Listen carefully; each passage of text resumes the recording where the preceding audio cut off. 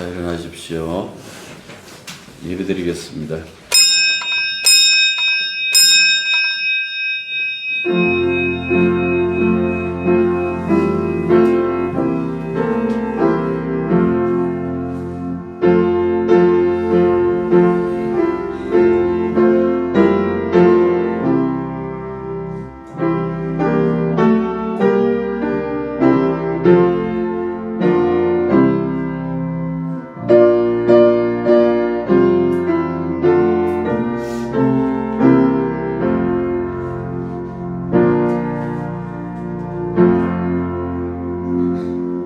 아버지 하나님, 이제 자기 이익과 힘을 우선시하는 세상으로 탈바꿈하는 그 입구까지 왔습니다.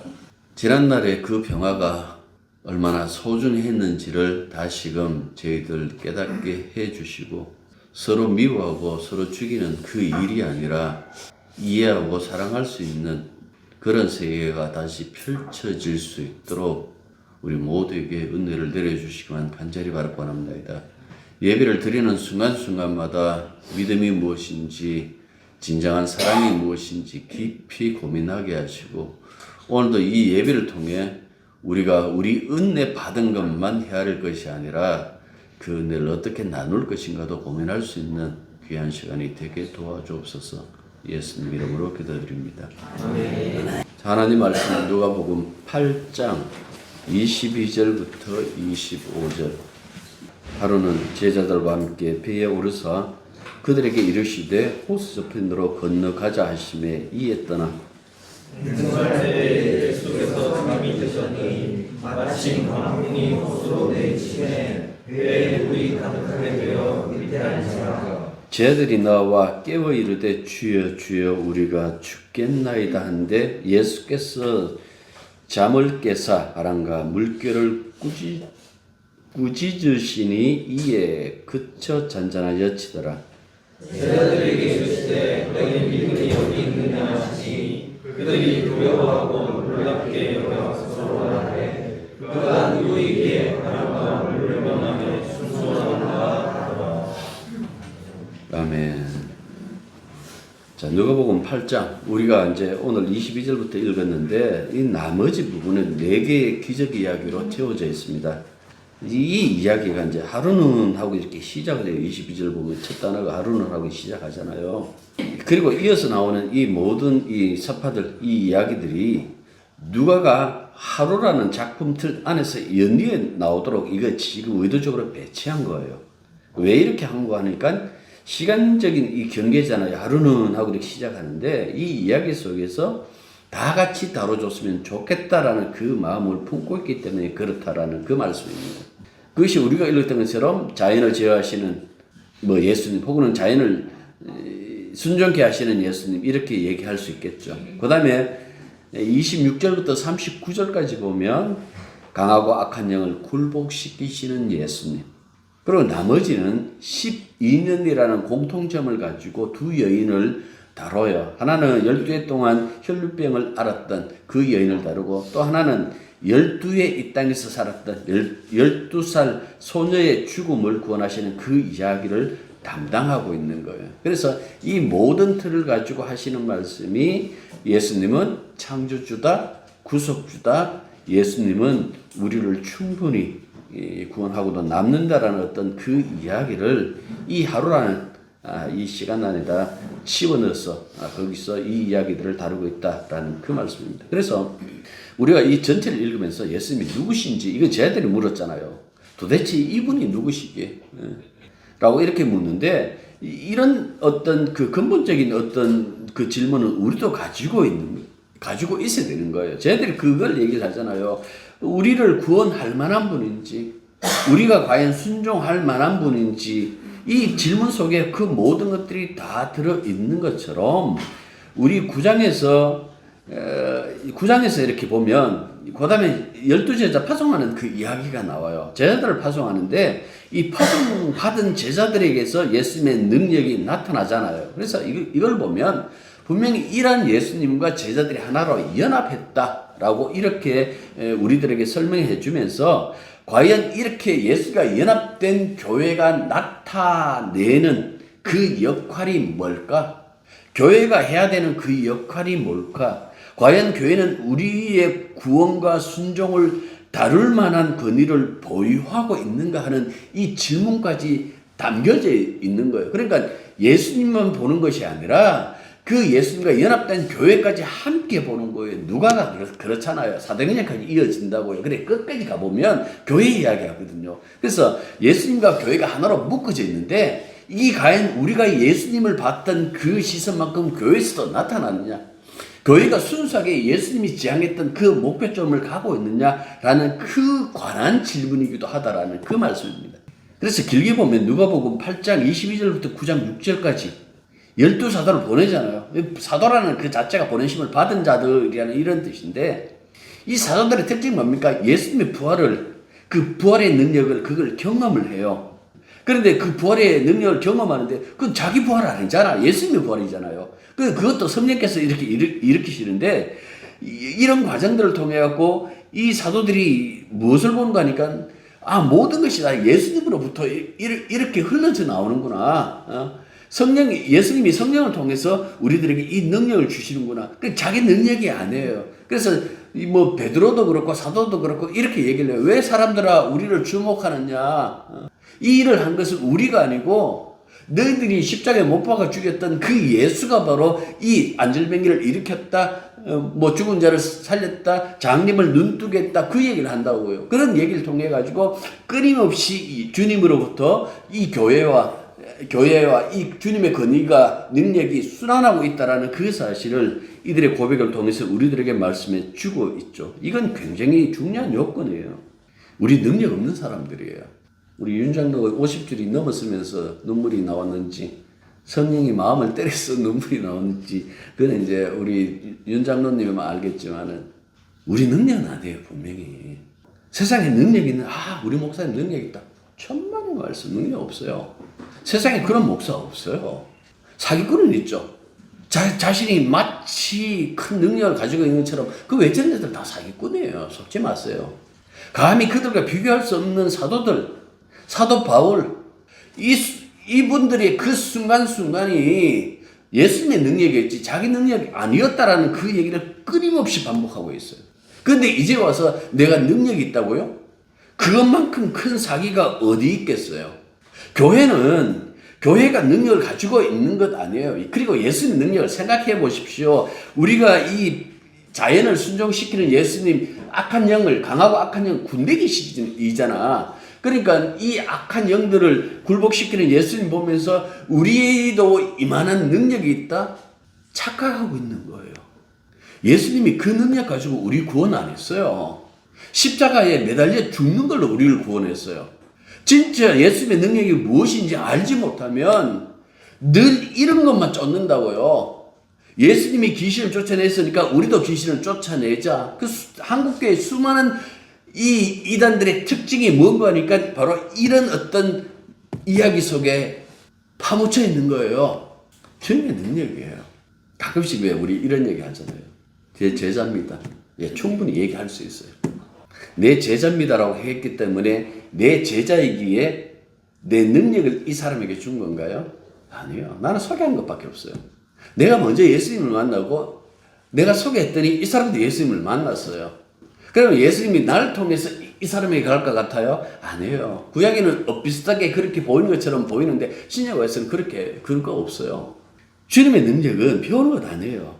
주님과 연합하면 누구든지 그 능력을 공급받는데 왜 이렇게 하는 거 하니까 사람과 하나님 사이에 유일한 중보자가 누구라고요? 예수님밖에 없어요. 그 어떤 인간도 거기에 한 다리를 걸칠 수가 없다라는 그 말씀입니다. 우리 모두 함께 예수님의 제자지, 제자의 제자, 또 제자의 제자 이렇게 순차적으로 나열되는 것은 땅에서는 가능해요. 우리는 시간 속에서 사니까. 그런데 하늘나라에서는 성립이 안 돼요. 왜? 새 믿음 앞에서는 하늘에서는 시간이 무용지물이기 때문에 그렇다라는 그 말씀이에요. 이런 생각을 가지고 본문에 들어가 볼까요? 여기 보면 예수님께서 말씀으로 자연을 제어하시죠. 그 풍랑을 잔잔케 하시는 충격적인 그 장면을 제자들이 목격해요. 이 사건이 일어난 것은 갈릴리 호수 건너편으로 가는 중에 일어났다 하고 이렇게 얘기를 하는데 예수님께서 요구하는 거예요. 우리가 건너편으로 가자 하고 얘기해요.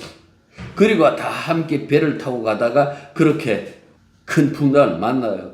가끔씩 뭐 이렇게 얘기하시는 분도 있어요. 그 다음에 장면이 바로 군대 귀신인데 이 군대 귀신이 예수님 오는 것이 싫어가지고 그렇게 방해하려고 했다. 뭐 그렇게 봐도 돼요. 그렇게 봐도 되는데 아무튼 그는 그렇다 칠지라도 이 광풍이 불어댔다라고 이렇게 얘기를 하잖아요. 이 광풍이라는 것은 위에서부터 아래에서 위로 몰아치는, 그러니까 어떻게 보면 회리바람과 비슷한 거예요. 그러니까 바다의 회리바람, 예? 모든 것을 부수는 강력한 바람이잖아요. 이 광풍이 내려오는 것은 호수 서쪽 산과 골짜기에서 바람이 갑자기 하강하는 것을 이렇게 묘사하고 있는데요. 아무튼 이 광풍이 불기 시작하면 호수에 있던 모든 배들이, 그 당시는 약하니까 모든 배들이 부서진다 혹은 침몰한다라고 이렇게 묘사하고 있어요. 그런데 이렇게 위기 상황 속인데 이 장면이 참 묘하게 흘러가요. 제 아들은 지금 당황하여 어쩔 줄 모르고 있는데 예수님은 그러기나 말기나 하는 주무시고 계시는 거예요. 이 자들이 어떤 자들입니까? 갈릴리에서 잠배 굵었잖아요. 어부 출신들이 많잖아요. 이 어부 출신들이 많은데도 불구하고 지금 바다가 주는 그 위기에서 아무리 노력해도 극복할 수 없는 그 수준임을 지금 이 사람들이 깨닫고 있다라는 그 말씀입니다. 그래서 시편 43편처럼 예수님이 깨어서 이 문제를 해결해 주시기를 원하는 거예요. 그래서 얼마나 다급했든지 주여 주여 하고 두 번이나 부르면서 예수님을 깨우고 있어요. 본문 보십시오. 주여 주여 하고 두 번이나 불러요. 물론 이 장면 때문에 주님을 깨움으로 말미암아 예수님에게 잔소리도 들어요. 너희 믿음이 어디 있느냐. 맨날 믿음이 어떻고 저떻고 그렇게 자랑했었더니 너희 믿음이 어디 있느냐. 그렇다면 이들이 지금 예수님 깨운 것이 믿음이 아니라는 얘기잖아요. 그렇잖아요. 예수님을 깨우는 행동이 믿음이었다면 예수님이 이런 잔소리 안 하시겠죠. 너희 믿음이 어디 있느냐. 지금까지 교회에서 어떻게 배웠습니까? 힘들고 어려운 일이 있습니까? 주님께 간구하십시오. 오늘 우리가 읽었던 이 교동문처럼 결국 우리의 소원의 항구로 주님이 인도하실 것입니다. 우리가 이렇게 배웠잖아요. 그런데 정말 위기 상황이에요. 이 호수에서 잔뼈가 굵은 이 사람들 보기에는 이거 배 뒤집어진다? 우리 죽는다. 이 죽기 직전까지 간 그 긴박한 상황 속에서 예수님을 이렇게 깨웠는데 왜 이 일이 책망받을 만한 일이냐라는 그 말씀입니다. 그러면 죽든지 말든지 그냥 다급하게 요청하지 않으면 믿음이 있는가? 예수님을 깨우지 않고 우리가 해결하면 그런 예수님에게 칭찬받을 일인가? 지금 여러분들 이 장면은 날 놓고 이렇게 보시는 것 아니에요. 성경은 내 쪽에서 이렇게 보면 안 되고 주님 쪽에서 왜 의도적으로 이런 일을 하실까라는 것을 생각 먼저 하셔야 돼요. 우리는 해석할 때 나라는 존재를 놓고 늘 내 속에서 이렇게 만들어내는데 여러분들 그것이 아니라 왜 예수님께서 이걸 보여줄까? 이 이야기를 할까요? 하고 싶은 얘기는 이거예요. 인간의 믿음이라는 것이 이렇게 연약하다.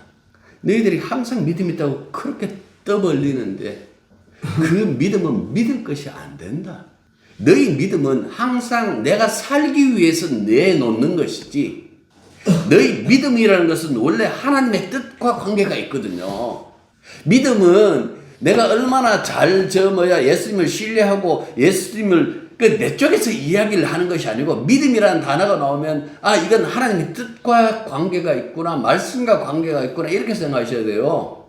우리가 지금까지 살면서 늘 믿음을 얘기하면서 뭡니까? 내 잘 살기 위해서 모든 것을 그렇게 계산했는데 그것이 실제적으로 이런 환난을 당할 때 아무런 힘을 발휘하지 못한다라는 것을 예수께서 말씀해 주고 있는 거예요.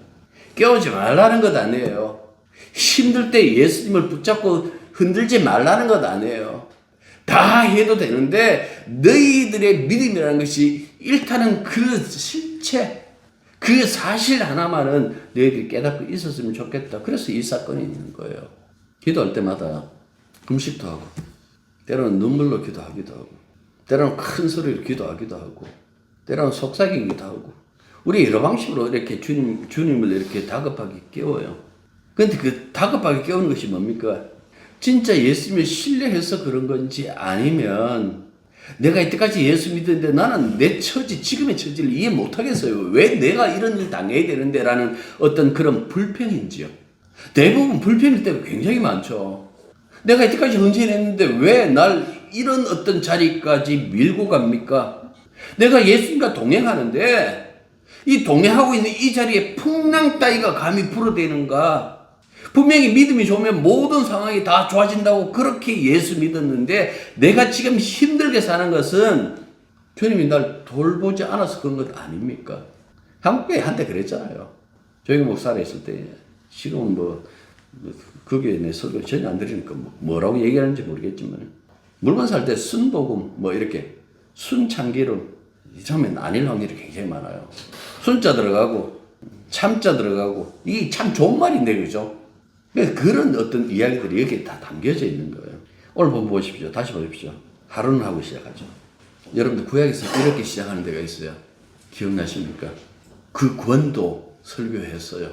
거의 한 50번 가까이 설교했어요. 어딥니까? 욥기. 하나님이 사탄과 욥을 두고 얘기하시는 그 이야기. 당하는 사람은 억울하다고 생각할 것입니다. 욥도 그랬어요. 참다가 결국 터져 나왔잖아요. 내가 뭐 잘못했는데요. 그래서 네 믿음 없다고 그렇게 얘기하는 그 친구들에게 면박 줘요. 친구들에게 면박 주고 난 다음에 그 다음에 하나님께 대들죠. 내게 말해요. 내게 왜 그랬어요? 하나님 대답하시겠죠. 넌 나에게 모욕을 줬어.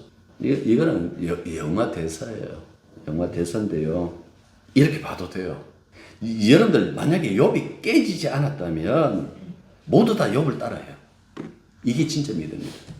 자식들 생일 파티하면 그 다음날 혹시 자식들이 생일 파티하면서 잘못한 일 없을까 그 예배 드리는 거 그게 믿음인 줄 알아요. 욥의 처음의 행동은 그때의 믿음이라고 생각했던 그 상식 속에서 믿음의 상식 속에서 최고봉이라고 생각하시면 되는 거예요. 그런데 이걸 깨트려요. 왜 깨트릴까? 인간이 가지고 있는 그 정성, 그 믿음으로 과연 구원을 받을 수 있을까라고 했을 때에 하나님 쪽에서는 이렇게 대답해요. 아니, 욥을 창조의 시점으로 데려가요. 그래서 막 얘기하잖아요.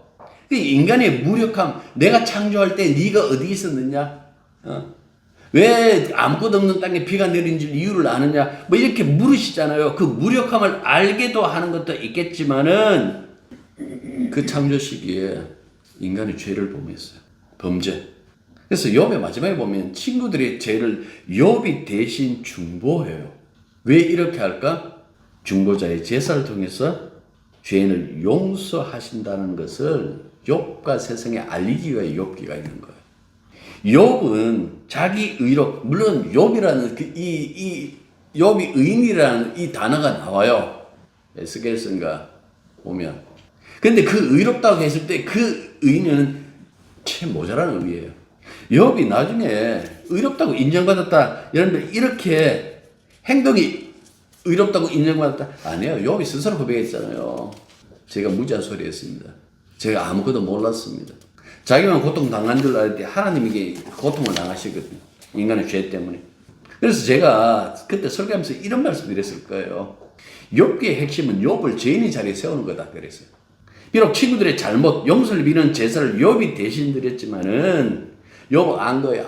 장차 하나님의 아들이 우리 대신 당신이 제물이 되면 그때 용서가 발생하는구나. 그 왠가니까 시작할 때부터 제가 그 말씀 드렸잖아요. 욥은요 아브라함 시대의 사람이기 때문에 욥이 아무리 의롭다고 해도 아브라함 언약 속에 들어가는 사람이에요. 제가 그렇게 말씀했어요. 그래서 아브라함 언약 속에서 장차 씨가 온다. 내 씨가 세상을 구원할 것이다 라고 했는데 그 씨의 완성이 바로 예수님이다 라는 그 얘기도 했을 거예요.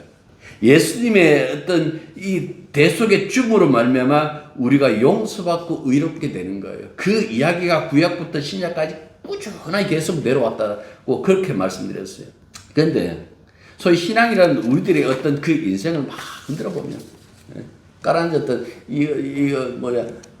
식혜 막 흔들면 삭았던 살 알갱이가 막 올라오는 것처럼 주님이 우리 인생 흔들면 늘 나와요. 왜 이러시는데요? 살라고 이렇게 발버둥치는데 왜 날 이렇게 하시는데요? 모든 사람들이 생각하는 것은 생존 차원에서 생각해요. 그런데 성경에서는 생존 차원이 아니에요. 예수님의 삶을 이렇게 길지 않는 삶, 33년의 삶을 이렇게 보시면 이분이 어디까지 가는가라는 것을 한번 이렇게 보십시오. 이분이 제자들이 많아지고 뭐 12사도, 그 다음에 70인, 그리고 수많은 제자들이 따를 때에 나는 인생을 성공한 것 같아. 예수님 이런 말씀 하셨나요? 그 말씀 안 하셔요. 그렇다면 예수님의 목표가 따로 있다라는 얘기예요. 사람 좀 더 모으자. 그거였나요? 그것도 아니에요. 이분이 자기 입으로 말한 것 있어요. 다 이루었다. 어디서 얘기했어요? 십자가에서. 십자가에서 다 이루었다라고 그렇게 얘기해요. 그리고 그렇게 보면 예수님은 이 땅에서 죽기 위하여, 그리고 그 죽음도 아버지로부터 주어지는 저주의 힘이잖아요. 모든 저주를 받아야 되니까 예수님이 대신, 우리 대신. 근데 제자들은 이런 사정 몰라요. 사정 안다고요? 몰라요. 누가 보면 그 얘기 하잖아요. 제자들 다 도망간다고. 살라고 도망가지 죽으려고 도망갑니까? 제자들이 다 도망갔다라는 것은 살려고 했다라는 그 말씀이에요. 그 다음에 뭐 마태복음 16장 16절에서 그 얘기를 합니다만은 이 누가복음 9장에 보면 아마 그 얘기를 할 거예요. 너희들은 나를 누구로 하느냐? 누가복음 굉장히 단순하게 이렇게 다뤄놨어요. 하나님의 그리스도입니다. 그 얘기를 듣자마자 그 말씀하시는 거예요. 내가 예루살렘에 올라가면 장로들로부터 고난받아서 죽고 3일 만에 부활한다라고 얘기를 하는데 누가복음 그냥 지나가요. 근데 마태복음 보면 제자들이 어떤 그 본색이 드러나요. 막 야단쳐요, 예수님을. 막 야단치면서 그 얘기를 한다고요. 지금 뭐 사람들 모이고 지금 막 일 좀 되려고 하는데 뭐 벌써 죽는 얘기를 하고 있다고. 풀면 이런 얘기예요. 그러면서 이렇게 하죠. 내가 그런 일이 없도록 하겠다고. 그때 예수님께서 뭐라 그랬습니까? 그래도 네가 수제자니까 다른 사람보다 좀 낫다 그렇게 얘기를 했나요? 아니요. 대놓고 욕했어요. 이 사탄아. 네가 사람 일 먼저 생각하고 하나님 일은 생각하지 않는구나. 그런데 그 말씀 많이 듣고 우리의 삶을 이렇게 돌아보면 예수님 우리한테 똑같은 얘기 할걸요. 이 사탄아. 이 마귀 새끼들아. 왜?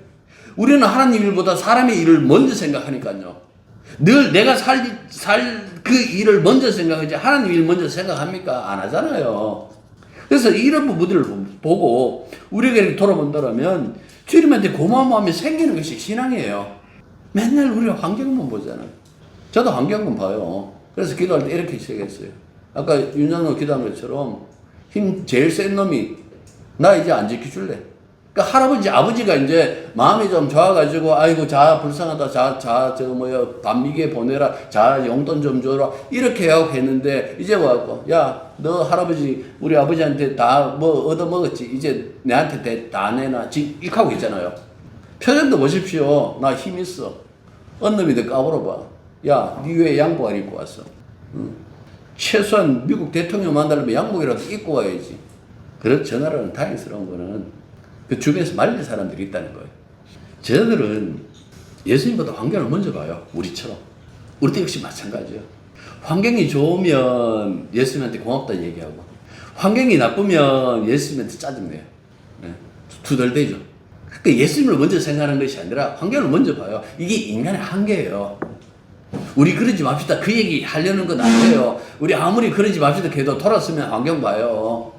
그 인간의 실태를 얘기해 주는 거예요. 예수님은 가장 먼저 어떤 믿음 가질래? 요 믿음이 좋잖아. 이렇게 했으면 좋겠어. 그 가르치는 게 아니라 야, 너 무슨 짓 해도 안 되지. 그게 너희들의 실체야. 그러니까 하나님이 나를 보냈어. 내가 그 모든 일을 할 거야. 너희들 못하는 거. 믿고만 따라와. 내가 알아서 할게. 그 얘기잖아요. 성경이. 자, 다시 한번 보십시오. 주여, 우리가 죽겠나이다. 근데 주님이 잠에서 깨어나서 바람과 물결을 꾸짖으시니 이에 그쳐 잔잔하더라. 꾸짖다. 이거 귀신한테도 꾸짖고, 그 베드로의 그 장모가 열병을 앓고 있을 때 보면 그 열병을 향해서도 꾸짖었다라는 이 용어를 쓰셨어요. 그래서 이게 뭐 악한 영이든 아니면 자연이든 병이든 이렇게 쓰는 이유는 예수님의 말씀의 권위에 대해서 설명하기 위해서 그런 거예요. 그리고 우리가 오늘 이 107편 봤잖아요. 읽어본 것처럼 폭풍이 잠잠게 되는 것, 광풍을 고야게 하사 물결도 잔잔하게 하시는 그 하나님하고 우리가 지금 107편 읽었던 교동문의 29절 보면 나와요. 이 사실을 가지고 예수님이 하시는 거예요. 권위가 어디에 있는가? 예수님의 권위는 하나님으로부터 왔다. 아버지와 아들은 하나이다. 그 권위가 그렇게 나타났다. 바람과 바다를 잠잠케 하신 예수님께서 제 아들에게 너희 믿음이 어디 있느냐? 이걸 그냥 큰 잔소리를 보지 말고 그래 너희들은 그럴 수밖에 없지 라고 이렇게 받아들이세요. 인간의 믿음은 자랑할 게 안 되지. 그런데도 맨날 믿음 자랑하고 하나님 일보다 내 일을 먼저 생각하면서 사는데 그런데도 나는 믿음 있는 척하고 인간의 믿음으로는 구원에 도달할 수가 없어요. 그래서 갈라디아서 하면서 그 얘기를 했잖아요. 피스토스라는 이 단어 자체가 예수의 믿음을 의미한다. 우리가 주님의 믿음을 받아서 그 믿음에 대한 반영이라고. 마치 달이 태양빛을 받아서 반사하는 것처럼 우리의 믿음도 역시 거기에 있다고. 그래서 우리는 늘 달처럼 그렇게 구는 거예요. 보름달이 됐다가 반달이 됐다가 초승달이 됐다가 어떤 때는 금음달이 됐다가 태양은 여전히 빛나고 있는데 주님의 믿음은 변함없는데 그래서 변함없는 믿음으로 구원받는데요. 그 우리 예수님의 믿음으로 구원받아요. 우리의 순종이 아니고 예수님의 순종으로 구원받아요. 그분이 우리에게 이렇게 말씀하시잖아요. 나중에 이제 그 부분이 나올 거예요. 자기를 부인하고. 그럼 어떻게 살라는 이야기예요? 나를 부인하고. 그래서 예수님과 함께 죽음에 들어가고 예수님과 함께 다시 삶에 나오는 그 모든 일을 다 주님과 함께. 그래서 우리는 어떻게 보면 그냥 왜 기생식물 하면서 나무에 붙어 사는 거 있잖아요. 우리가 그렇다고 생각하시면 돼요. 그런데 안에서도 예수님 우리에게 자기 진액 다 내주세요.